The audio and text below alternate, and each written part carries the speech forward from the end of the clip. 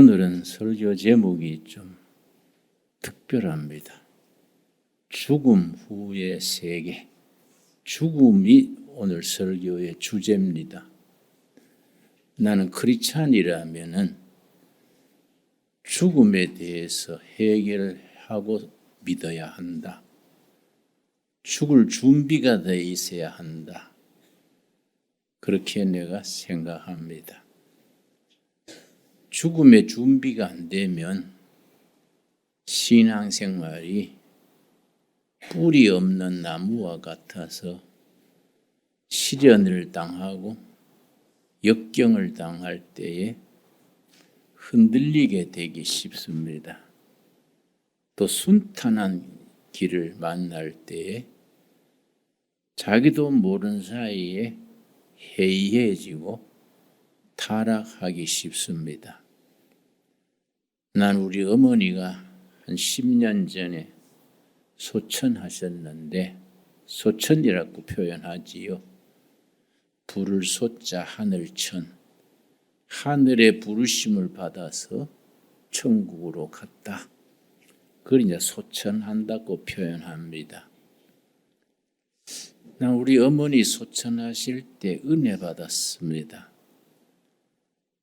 어머니가 90세에 소천하셨는데 88세 때 어머니가 많이 편찮았습니다. 그리고 우리 형제들이 장례 준비해야 되려나 그래 생각했는데 어느 날 아침에 말짱하게 일어나셔서 아주 얼굴이 환하게 기분이 좋으신 거예요. 어머니 웬일이세요? 갑자기 그렇게 말짱해졌어요. 그랬더니 얘들아 이리 와봐라. 우리 삼남 일녀입니다. 다 이리 와봐라. 예미가 오늘 새벽에 예수님 만났다. 그러시는 거예요. 우리 귀가 번쩍 뜨이지요. 예수님 만났다고요? 예수님 만나서 그렇게 기분이 좋으신가요? 그랬더니 그래. 예수님이 새벽에 나한테 오셔서 빛나는 흰옷 입으시고 오셔서 내가 2년 뒤에 너를 데리러 오겠다. 그때 88세 때지요. 2년 뒤에 데리러 오겠다. 그러고서는 몸이 가뿐해지고 힘이 났다는 거지요. 그래 이번엔 내가 죽을 병이 아니고 예수님이 2년 기간을 더 주신단다. 2년간 잘 신앙생활해서 2년 뒤에 내가 하늘나라 가는 해다. 그리 알고 있어라. 이러시는 거지요. 그래서 어머니 2년 뒤가 아니라 요새는 수명이 길어져서 20년 또 10년 또 더 살 수 있습니다. 그러니까 아니다. 예수님이 확실히 나한테 말씀하셨다. 그랬는데 2년 뒤에 이제 90세 되던 해 1월 1일 우리가 자녀들이 세배를 드렸지요. 세배 드렸더니 얘들아 이 해는 내가 천국 가는 해다. 그래들 알고 있어라. 그래서 어머니 왜 그러세요? 평생 고생하시다가 이제 조금 편할만 하신데 대접도 받고 자식들 잘 되는 것도 보고 그래 하늘나라 가셔야지요. 그랬더니 아니다. 내가 다 그동안에 준비도 했다. 어머니가 바느질을 잘 하셨어요. 손수 수의를 손수 다 지어 놓으셨어요. 이건 내가 천국 갈 때 입는 수의다. 이거 잘 챙겨놔라. 그러시고 어머니가 묻힐 장소까지 다 본인이 정하시고 내가 죽으면 여기에 너희 아버지하고 같이 묻어라. 우리 아버지는 내가 7살 때 일본서 돌아가셨습니다. 그 일본서 우리가 먼저 나왔기 때문에 일본 도쿄에 신직구란 데가 우리 집이랬는데 우리 아버지가 택시 운전하셨어요. 그런데 우리가 먼저 8.15 해방되던 해에 귀국하고 아버지는 이제 뭐 택시도 팔아야 되고 막 정리해야 하니까 정리하고 간다. 우리가 먼저 왔지요. 그런데 일본서 막 귀국 못 하시고 소천하셨지요. 그 친구들이 화장을 해서 그걸 이제 옹기 그릇에 담아서 친구들이 이제 한 명이 그걸 가지고 우리 고향으로 오셨어요. 저 경상북도 청송 아주 두메산골입니다. 거기까지 친구가 그걸 유고를 가져오셨어요. 마침 우리가 그걸 고향 산에다가 묻는데 마침 그날 또 비가 오더라고요. 그래도 우리 형제들 어머니하고 그 유고를 들고 따뜻한 양지 쪽에 가서 묻자 하고 이제 그걸 묻는데 딱 끝나고 나니까 비는 그치고 햇살이 드는데 우리 아버지 무덤에서부터 무지개가 걸려서 건너편 꼴짝이 산으로 무지개가 걸렸어요. 우리 놀랬지요, 어린 나이에도. 어머니, 아버지 묻힌 데서부터 무지개가 건너편 산으로 걸렸네요. 그랬더니 어머니께서 그래, 너희 아버지 저 무지개 타고 천국 갔다. 그러고 눈물 닦으시더라고요. 참 나는 지금 또 그 무지개를 잊지 않아요. 그때 그 자리에서 무지개가 그래 걸렸을까. 그래 우리 어머니 참 우리 아들 셋, 딸 하나 바느질해서 키웠지요. 사남매가 다 대학까지 나왔는데 고생 참 많이 하셨지요. 그 어머니 이제 양음력설 구정이나 학생들 입학철이나 되면 일감이 밀리는 거예요. 그럼 어머니가 한 일주일 거의 밤잠 안 주무시고 일하시는 거예요. 우리는 어머니 재봉틀, 그걸 미싱 그래요, 미싱. 어머니 미싱 바른 소리 들으면서 잠들고 새벽에 미싱 바른 소리 들으면서 깨고 그렇게 지냈지요. 그러다가 이제 밤 3시나 되면 이제 어머니가 피곤하시면 꼭 나를 깨웠습니다. 홍아, 애미 잠 온다. 일어나서 찬송 한 곡 불러라. 그럼 나 철이 없어서 불만이에요. 어머니, 형이나 누나나 좀 고루 깨우지 왜 나만 깨우세요? 그럼 어머니가 그러세요. 니는 목사 될 사람 아이가? 내가 듣기 싫었어요. 어머니 왜 자꾸 날 목사 되라 하세요? 나는 뭐 장군이나 변호사나 내가 어머니 좀 호강하도록 하랍니다. 그랬더니 아니다. 내 자식 중에 네가 목사 돼야 된다. 목사가 얼마나 영광스러운지 아냐? 그래서 그렇게 영광스러우면 형님 하라 하세요. 형이나 동생이나 하라 하지 왜 나한테 자꾸 하라 하세요? 그러면 내 아들 중에 네가 제일 똘똘한 게 네가 목사 되라는 거이지. 목사가 똑똑한 사람이 목사 돼야지 반피 같은 게 목사 돼놓으면 교인들 짐 된다. 그렇다고 내가 똑똑하다는 게 아니라 어머니 보기에 아들 중에 제일 낫다 이 말이겠지요. 그 고생하셨어요. 그렇게 참 우리 그 밤중 돼서 찬송 부르라 하면은 내가 이제 눈을 부비면서 무슨 찬송 부를까요? 그러면 늘 부르던 찬송 있지 않냐? 내 주를 가까이 있지 않냐? 꼭 내 주를 가까이 하려 하면 그거 불러라 그래요. 그러니까 졸면서 부르는 거, 졸면서. 그 내 주를 가까이 하려 하면 그걸 어머니 댁에 내가 초등학교 졸업하기 전에 1절부터 4절까지 다 암송하는 거야. 그래, 늘 그 부르니까. 내가 이제 찬송 4절까지 부르고 나면 우리 어머니가 시원하다. 이제 자거라. 그 이제 우리 어릴 때 늘 이제 생생한 체험이지요.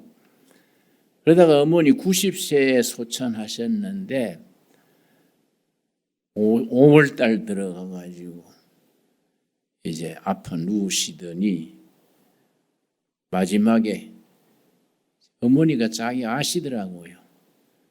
이번 뭐 그렇게 요란 떨지 마라. 이번 병은 천국 가는 거다. 그래서 우리는 뭐 자식 된 도리에 그렇게 했습니까? 뭐 입원시키려 하고 애를 쓰니까 아니다. 하늘나라 너 아버지 곁으로 가는데 뭘 그렇게 요란 떠냐. 우리 어머니 마지막 의식을 잃기 전에 마지막 나한테 들려준 말씀이 모든 것이 감사하다. 이 마지막 말이야. 모든 것이 감사하다. 참 그게 그렇게 나한테 위로가 되더라고요. 평생 고생하셨는데 모든 게 감사하다. 참 좋은 말 아닙니까? 예. 우리가 신앙인이라면 몇 살에 하늘나라 가든 준비가 돼 있어야 돼. 우리 어머니처럼 90에 가시든지 뭐 70에 가든지 100살 가든지 신앙인은 죽음에 대한 준비가 돼 있어야 됩니다. 언제 죽어도 그냥 이웃 동네 나들이 하듯이 가뿐하게 죽을 수 있는 그 준비가 돼야 돼요. 그래서 내가 대구에서 이제 대학 다닐 때인데 대구에서 존경하던 목사님이 계십니다. 북한서 피란 오셔가지고 재혼도 안 하시고 평생 목회하시다가 그렇게 존경받으셨는데 죽을 때 모습이 고개가 갸우뚱하더라고요. 내 학생 때 암이 걸리셨는데 그때는 뭐 암이 어려울 때지 요새도 뭐 쉬운 건 아니지만은 그 암을 고치려고 미국까지 가다가 비행기 안에서 돌아가셨어요. 그러니까 이게 참 안 좋더라고요. 내 생각 같으면은 뭐 하늘나라 갈 준비한다 그러고 다 정리하고 그랬으면 좋겠는데 그렇게 존경받던 목사님이 그 나이도 드셨는데 뭘 더 살려고 미국까지 가다가 비행기 안에서 돌아가실까. 모두 존경받고 했지만은 죽음의 준비가 덜 된 셈이지요. 그렇지요? 우리가 이게 뭐 목사다, 집사다, 구원사다 이런 거 다 떼고 쉬운 말로 계급장 떼놓고 언제든지 천국 갈 준비가 돼 있어야 돼요. 우리나라 시인 중에 천병상인가 천영상인가 귀천하는 시, 귀천 돌아갈 귀자 하늘 천자 귀천 그 시가 아주 쉽게 썼는데 깊이가 있어요. 그 천시인의 귀천이 어떻게 나가냐면 내 돌아가 말하리라 내 본향 하늘나라에 가서 말하리라 뭐 이렇게 시작해 끝에 가서 땅 위에서 속곱살이가 재밌었다고 말하리라 뭐 그런 식이요.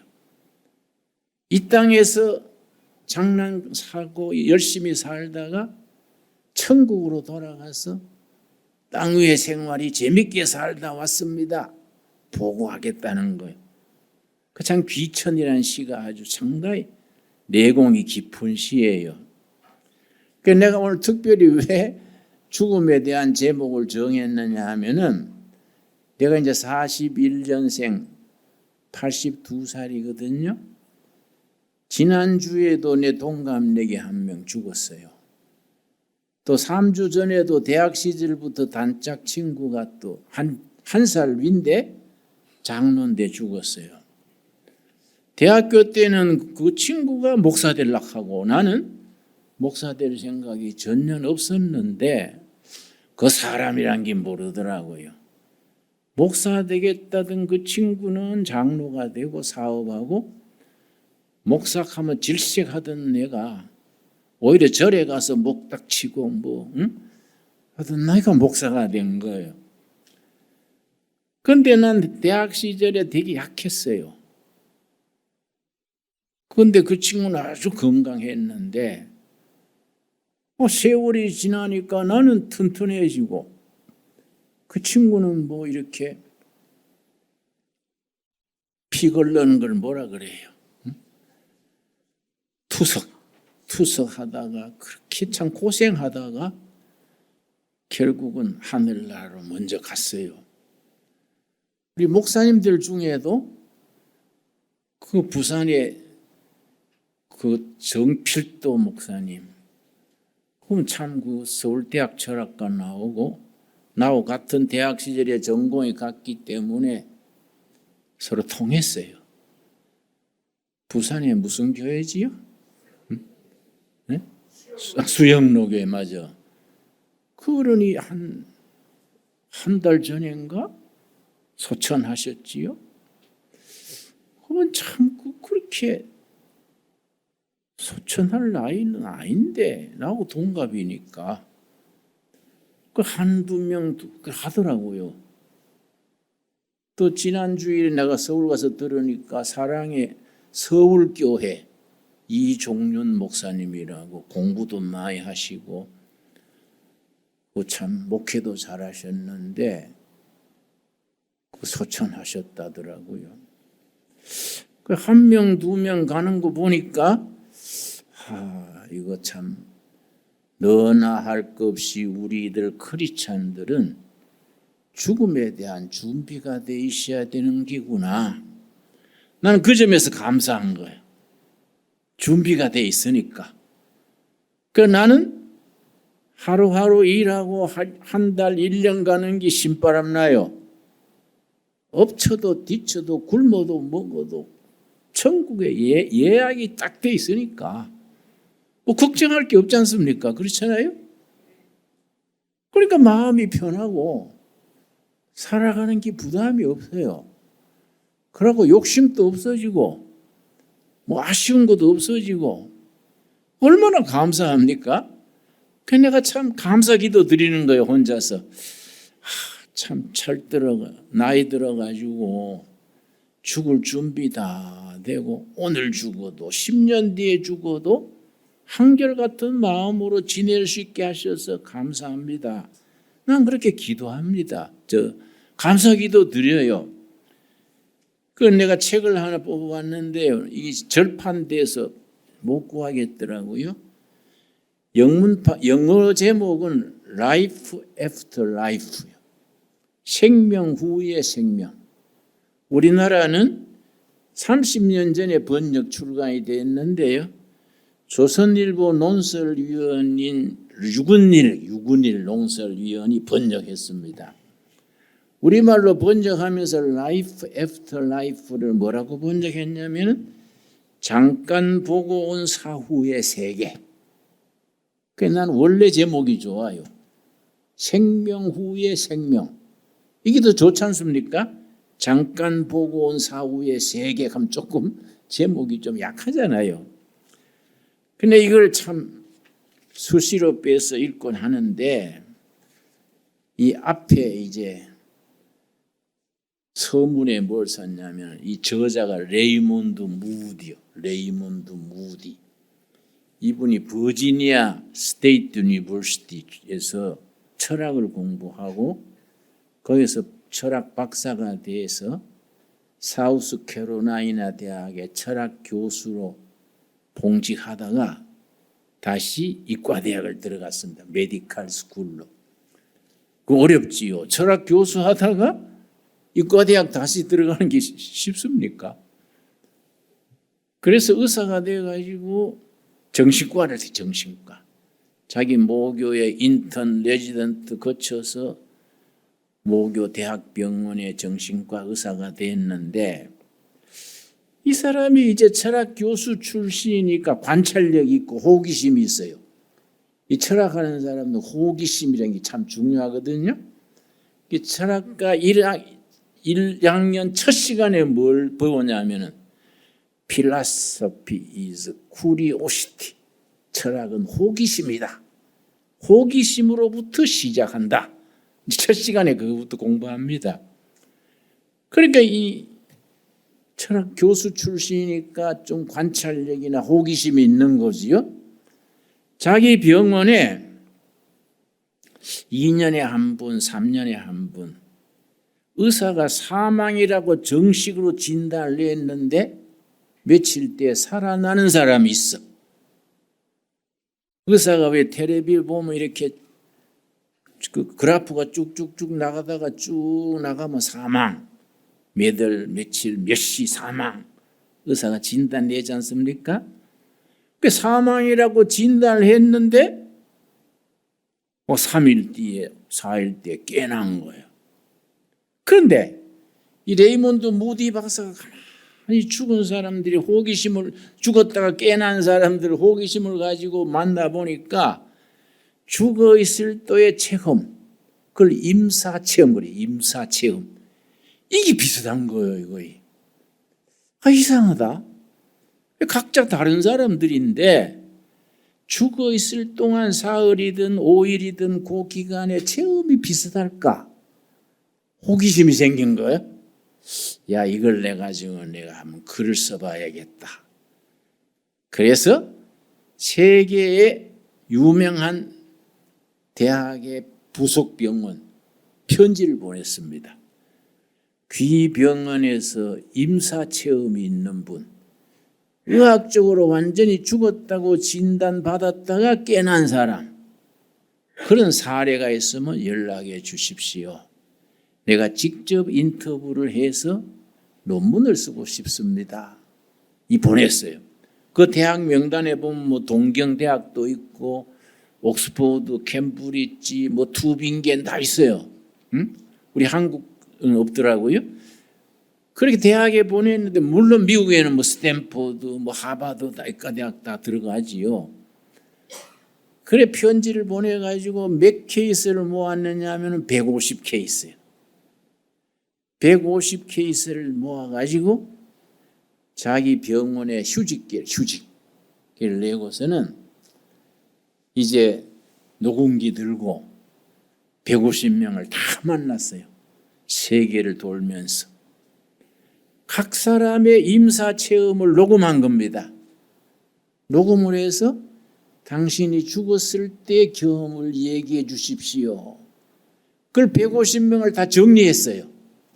정리해서 공통적인 부분을 뽑았어. 그게 이제 죽음 후의 생명이에요. 그런데 죽었다가 깨난 그 사람들이 하는 얘기를 쭉 분석을 해가지고 가장 이제 모범 답안을 썼는데 여기 보면은 첫 페이지에 딱 추려놓은 것이 죽는 것은 어떤 것인가? 이 질문이요. 첫째, 모든 고통이 사라진다. 첫째요. 둘째, 깜깜한 진공 속을 초스피드로 달려간다. 두 번째요. 세 번째는 완벽한 평안과 고요함, 근심 걱정이 없어진다. 세 번째. 네 번째, 깜깜하고 깊은 계곡에 묻혀 있었다. 이것이 바로 성경이 말한 죽음의 그림자가 깃든 계곡이구나. 나는 생각했다. 다윗의 시편에 있지 않습니까? 사망의 골짜기를 헤맬지라도 죽음의 골짜기가 이런 곳이로구나. 그런 걸 자기가 생각했다. 그런 보고도 있고. 그 다음에 그러다가 컴컴한 굴을 지나가지고 밝은 세계가 나온 거예요. 환한 밝은 색. 그 앞에 빛 되시는 분이 기다리는 게 빛 되시는 분. 빛 되시는 분이 기다리는데 반응이 두 가지야. 어떤 사람은 빛 되시는 분을 만나는 순간 평생에 못된 짓 한 거. 영화 필름처럼 돌아가는 거예요. 살아온 세월이 막 지나가는데 너무 두렵고 두려워서 빛 되신 분에게서 도망치는 거예요. 그런데 어떤 사람은 빛 되시는 분을 본 순간 기쁨이 넘쳐서 빨리 만나려고 달려가는 거예요. 두 가지 반응이에요. 두 가지. 그런데 빛 되시는 분이 두 가지를 물었어. 두 가지. 첫째가 뭐냐? 그대는 지상에 있는 동안에 사람을 얼마나 사랑했느냐? 첫째 질문이야. 다른 질문 없어요. 그거 뭐 이력서 필요 있겠습니까? 사람을 얼마나 사랑했느냐? 둘째, 그대는 지상에 있는 동안에 사명, 미션이요, 미션. 사명을 얼마나 감당했는가? 하늘이 사람을 땅에 보내실 때에 각자에게 주어진 사명이 있다. 미션이요, 미션. 그걸 얼마나 감당했느냐? 그 두 가지 질문이 대표적인 질문이에요. 그러다가 이제 깨난 사람들인데, 깨난 뒤에 공통적인 게 세 가지야. 깨고 난 뒤에. 첫째는 뭐냐? 술 중독에 걸려가지고 상대방 차선으로 차 몰고 가다가 박아서 죽은 사람. 알코올 중독자예요. 그런데 박은 건 기억나는데 그 다음 순간에 자기가 운전대 잡고 피를 흘리고 쓰러져 있는 거예요. 교통순경이 막 오고 호래기를 불고 막 그걸 보는 거예요. 자기가 운전대 잡고 피 흘리고 쓰러지는 걸 자기가 보는 거예요. 어떤 사람은 주방에서 자기 와이프하고 식사하려다가 심장마비로 쓰러졌어. 거기까지 기억나는데 다음 순간에 와이프가 막 응급전화 불러가지고 앰뷸런스가 오고 막 와이프가 막 당황해가지고 그런 게 자기가 보는 거예요. 자기가. 그런 장면들이 이제 쭉 나와요. 그런데 깨고 난 뒤에 자기 스스로 술 끊는 거예요. 술 중독자가 자기 힘으로 끊는 게 어렵습니다. 또 마약하다가 마약 과용으로 죽은 사람. 깨났는데 스스로 마약 끊는 거예요. 워낙 영적 세계의 체험이 강력하니까. 전에는 뭐 전문가 치료받고 뭐 감옥도 가고 해도 해결 못했는데 워낙 임사 체험이 강력하니까 스스로 끊는 거예요. 두 번째는 아무도 전도 안 했는데 자기 발로 교회나 성당 가는 거예요. 자기 발로 교회를 가거나 자기 발로 가는 거예요. 세 번째는 뭐의 공통적이냐? 그 뒤에 무슨 아파트 경비원을 해도 청소부를 해도 자기 받는 수입에서 많은 돈을 떼가지고 구제하는 거예요. 선을 베푸는 거예요. 선을. 부자면 부자대로 없으면 없는 대로 자기 수입에 그 반드시 얼마씩 떼가지고 어려운 사람 돕는 거예요. 이게 이제 공통된 그런 결론인데 저는 이게 1950년대에 나왔는데 이 책이 생생한 정신과 의사의 실제 보고니까 그 시대에 센세이션을 일으켰습니다. 이 책으로 인해서 미국, 영국, 독일, 일본 이런 데도 사후 세계 연구회 이런 모임이 생겼어요. 난 이런 책을 성경과 비교해서 읽는 거지요. 중요한 건 성경 아닙니까? 이건 참고서지요. 그렇지요? 이건 참고서니까. 오늘 고린도후서 12장 1절에 뭐라 그랬습니까? 고린도후서 12장 1절. 무익 하나마 내가 부득불 자랑하노니 주의 환상과 계시를 말하리라. 사도 바울이 14년 전에 영적 세계를 다녀온 체험이 있었어. 워낙 신비한 체험이라 가슴에 품고 말하지 않았어요. 그러다가 14년 만에 이걸 간증하는 거지요. 부득불 내가 말해야 되겠다. 2절, 내가 그리스도 안에 있는 한 사람을 아노니, 자기를 객관화하는 것이요. 자기를 말하는 겁니다. 그는 14년 전에 셋째 하늘에 이끌려간 자라. 유대인들은 하늘을 세 개로 봤어요. 3층 천, 1층 하늘, 2층 하늘, 셋째 3층 하늘. 1층 하늘은 별이 보이는 이 하늘이요. 2층 하늘은 은하수, 태양계, 무슨계, 우주 전체가 둘째 하늘이에요. 셋째 하늘은 하나님의 보호자가 있는 하늘, 천국이죠. 천국. 사도 바울이 내가 14년 전에 셋째 하늘, 천국에 다녀온 얘기를 하는 겁니다. 그가 내 몸 안에 있었는지 몸 밖에 있었는지 나는 모르거니와 하나님은 아시느니라. 3절, 내가 이런 사람을 아노니 그가 몸 안에 있었는지 몸 밖에 있었는지 나는 모르거니와 하나님은 아시느니라. 자기의 체험을 그렇게 표현하는 겁니다. 자, 4절 우리 같이 읽겠습니다. 그가 낙원으로 이끌려가서 말로 표현할 수 없는 말을 들었으니 사람이 가히 이르지 못할 말이로다. 낙원, 셋째 하늘, 천국이요. 셋째 하늘. 우리가 언젠가는 이 땅을 떠나서 천시인이 시로 쓰인 것처럼 귀천 하늘나라로 되돌아가서 셋째 하늘에 가서 하나님의 나라에서 안식을 누릴 거 아닙니까? 아멘 하시지요? 이게 아멘이 나와야 돼. 이 헷갈리면 안 되는 거예요. 글쎄 나는 이거 오락가락 하는데 이걸 극복해야 돼. 극복. 그래서 크리스찬이 가지는 특권 중에 특권이 하늘나라에 대한 확신, 이 땅에서 열심히 내 맡은 미션, 사명을 감당하다가 이웃 마을에 나들이 하듯이 가뿐하게 천국으로 간다. 얼마나 귀한 겁니까?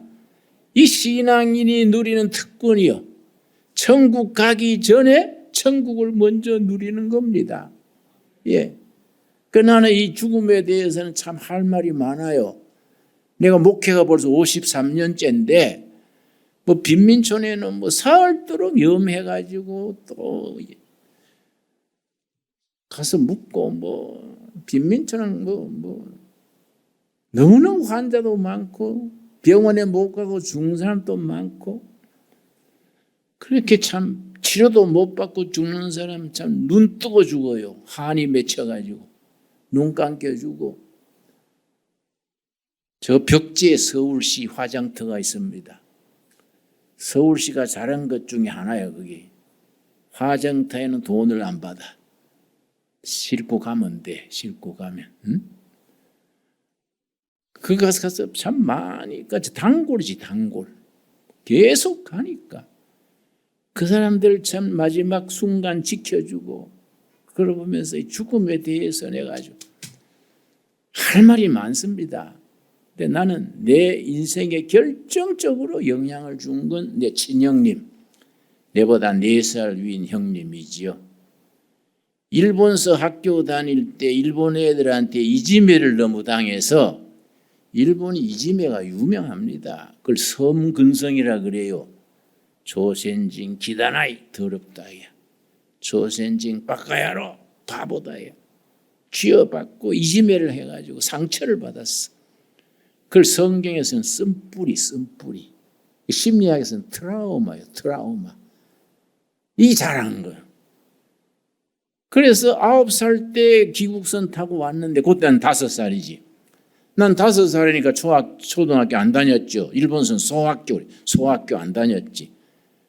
형님은 9살이니까 다니다가 귀국했는데 귀국했는데 경북 청송 그 두메산골 애들이 또 우리 형님은 일본서 자랐으니까 혀가 자르잖아요. 응? 말이 조금 달라요. 발음이. 그러니까 또 고향 애들이 니꾸사꾸 뭐 애놈 그러고 쪽발이하고 뭐 놀리는 거예요. 또 상처받았어. 클 때는 몰랐는데 군에 갔다 와서 다르더라고요.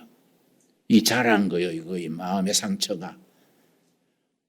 아이고 저녁을 먹는데 밥그릇을 들고 형님이 냄새를 맡아.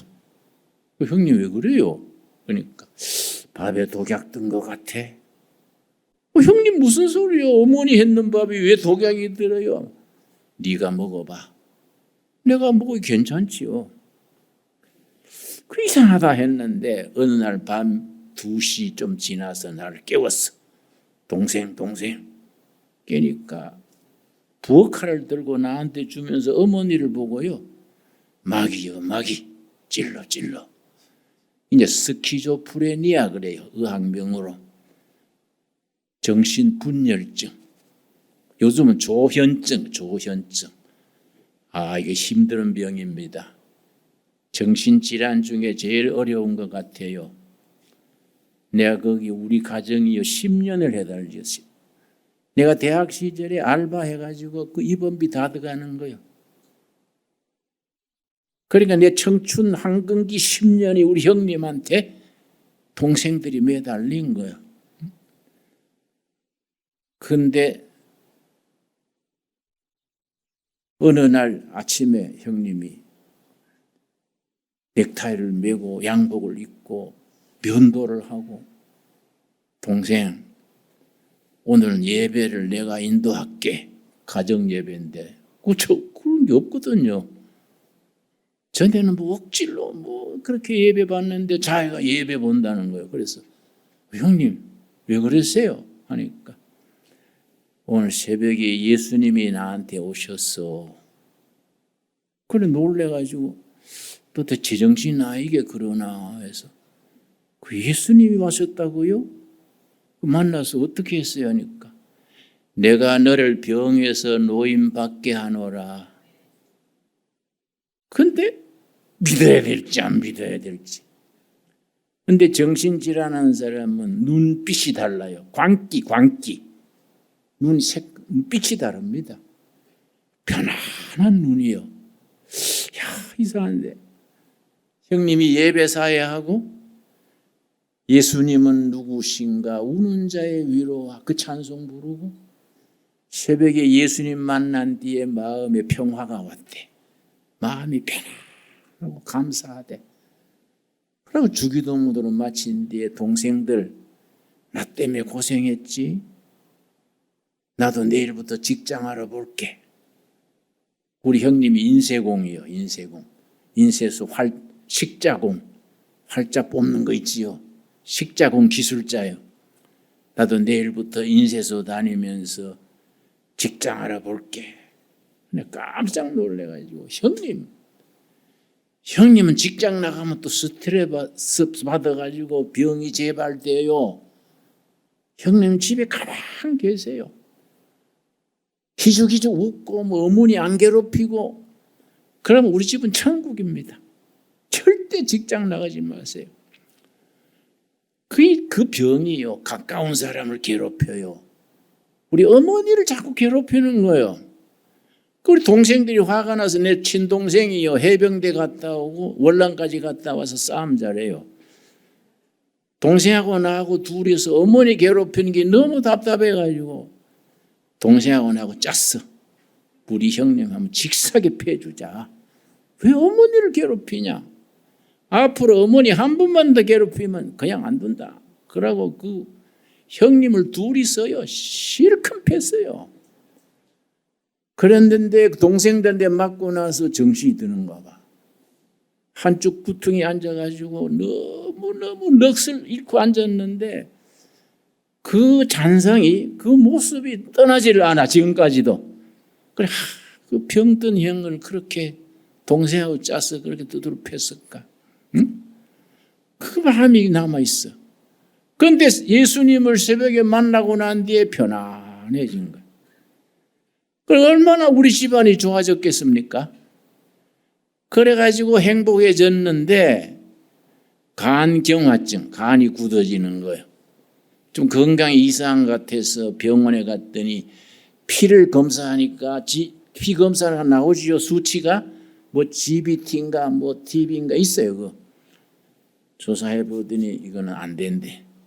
이거는 약 쓸 단계가 지났대. 어떻게 하면 됩니까? 집에 모시고 가서 하자는 대로 해주세요. 얼마 못 갈 깁니다. 그래서 내가 우리 집에 퇴원시켜 와가지고 하루 2번씩 예배보고 먹고 싶다는 거 사다 드리고 내가 형님 데리고 목욕탕도 가고.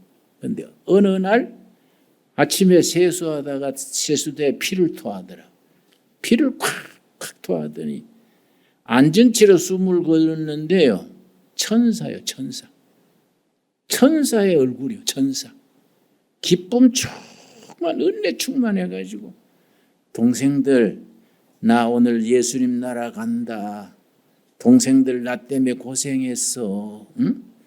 내가 살아서는 못 갚아도 예수님 나라 가서 동생들 뒤봐달라 할게. 우리 형님 말이야. 예수님한테 부탁해서 우리를 챙겨준다는 거예요. 그리고 얼굴이 천사같이 바뀌었는데 얼마나 은혜 받았는지. 10년 형님 병수발하면서 엄마 하던 게 일순간 녹아버렸어. 감탄을 해서 야, 우리 형님 성공했구나. 성공 아닙니까? 인생살이 성공이 뭡니까? 10년을 정신병을 해도 인생 밑바닥을 헤매도 이 세상 떠날 때 천사같이 그렇게 기쁨 충만해서 숨 거두면 그거 성공한 거 아닙니까? 너무 은혜 받았어. 10년간 원망하던 게 눈 녹듯이 녹아버렸어. 그런데 형님이 다 만면에 웃음을 띠고 동생들 나 예수님 나라 가는데 찬송 한 곡 불러줄래? 그래서 무슨 찬송 부를까요? 했더니 내 영혼이 은총 입어. 438장이요. 내 영혼이 은총 입어 불러달라 그래서 우리 식구들이 감동해서 울면서 불렀어요. 슬퍼 우는 게 아니라 감동해서. 우리 식구들이요 그 찬송 참 기맥해요. 내 영혼이 은총 입어 중한 재짐 벗고 보니 슬픔 많은 이 세상도 천국으로 화하도다. 할렐루야 찬양하세. 내 모든 죄 사함 받고 주 예수와 동행하니 그 어디나 하늘나라. 저는요 이 간증을 가끔 하는데 간증할 때마다 내가 은혜 받아. 그때 그 장면이 생생하게 되살라는 거예요. 3절을 부를 때요 앉은 채로 손을 탁 들고 창밖을 보면서 야 예수님이 마중 나오시네? 감격해서 숨 고뒀어요. 그때는 딱 입력이 됐어. 크리스찬들에게 죽는다는 건 축복이구나. 살아있을 때 열심히 성도답게 살고 행복을 누리고 살다가 베풀고 나누고 살다가 숨질 때 하늘 문이 열리는 걸 보며 죽으면 얼마나 감사합니까? 우리가 그런 죽고 사는 문제에 대한 성경적으로 확신 있게 되기를 바랍니다. 그래서 사도 바울이 고린도후서 12장 내가 셋째 하늘에 14년 전에 갔었다. 몸 밖에 있었는지 몸 안에 있었는지 나는 모르지만은 우리 주님은 아신다. 여러분 셋째 하늘 천국이 우리 앞에 기다리고 있는 것을 믿음의 눈으로 볼 수 있게 되기 바랍니다. 기도하겠습니다. 하나님 감사합니다. 천국 소망을 품고 셋째 하늘을 눈으로 바라보며 이 세상에서 열심히 살아갑니다. 초막이나 궁궐이나 주님 모시고 우리 살아가는 삶이 은혜 충만, 기쁨 충만, 성령 충만으로 나아가게 하여 주시옵소서. 예수님 이름 받들어 기도드렸사옵나이다. 아멘.